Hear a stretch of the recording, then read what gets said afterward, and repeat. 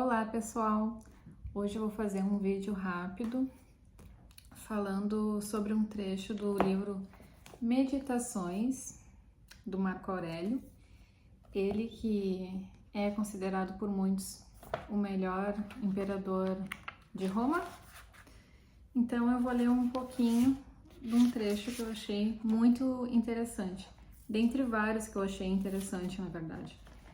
Mas esse em especial eu escolhi para falar um pouco a respeito.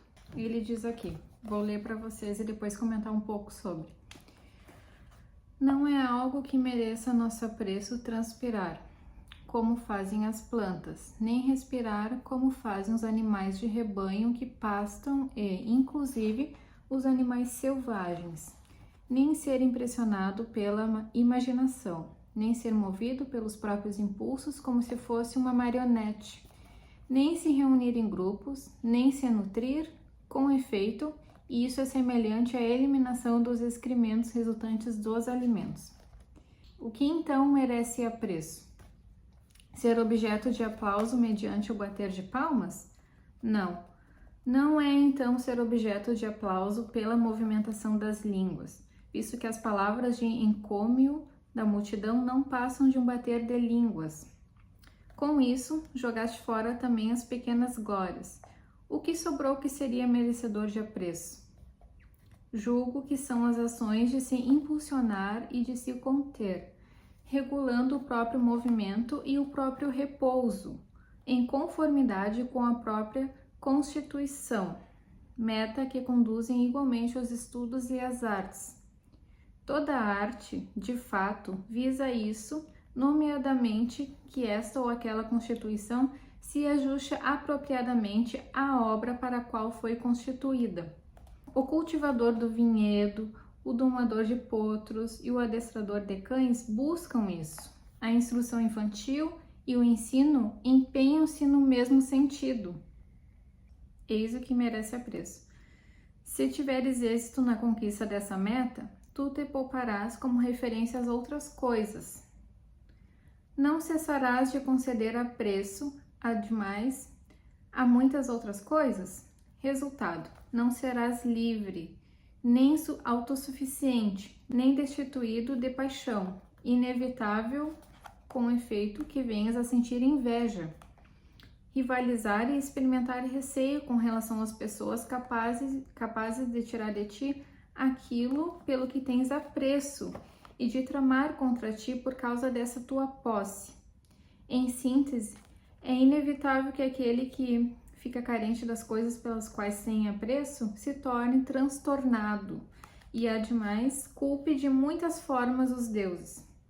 Entretanto, o respeito e o apreço de teu próprio pensamento te tornarão alguém que satisfaz a si mesmo, em harmonia com os seres humanos e com os deuses, isto é, alguém que oferece seu assentimento ao lote que lhe coube como distribuído e disposto.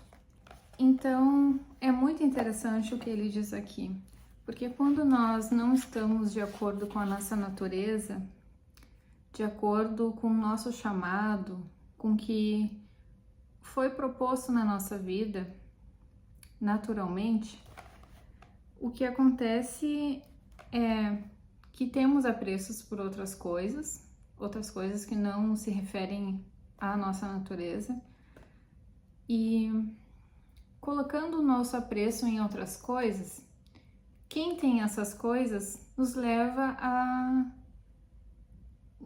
cultivar a inveja dentro de si, entende? Porque nós ficamos desejando essa coisa pelo qual nós temos apreço, e se nós não temos ela ou elas, nós ficamos com inveja mesmo das outras pessoas que têm, e isso causa rivalidade, como o Marco Aurélio falou aqui, né? Nós passamos a enxergar os outros como rivais, e como ele falou aqui, ó, experimentar receio com relação às pessoas capazes de tirar de ti aquilo pelo que tens apreço e de tramar contra ti por causa dessa tua posse.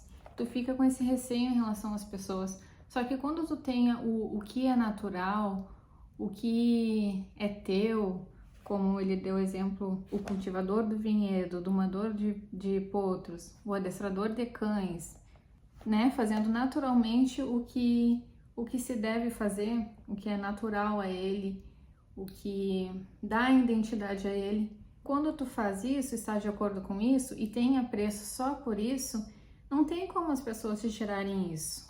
Por que que tu vai ter receio das pessoas? Elas não podem tirar o que é teu, entende? Nós sentimos apreço pelo que não nos é natural, por algo que nem a nossa vontade de possuir aquilo, sabe? E diariamente nós temos que fazer esse exercício de distinguir o que é nosso e o que não é.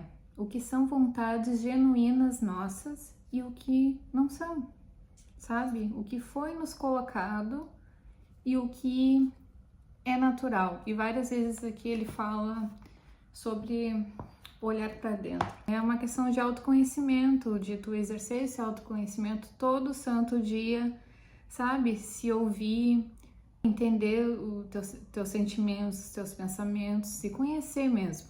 É assim que tu chega à conclusão do que te é natural e do que não é. Então é isso, gente. Se você tem algo para acrescentar, fica à vontade nos comentários e um abraço!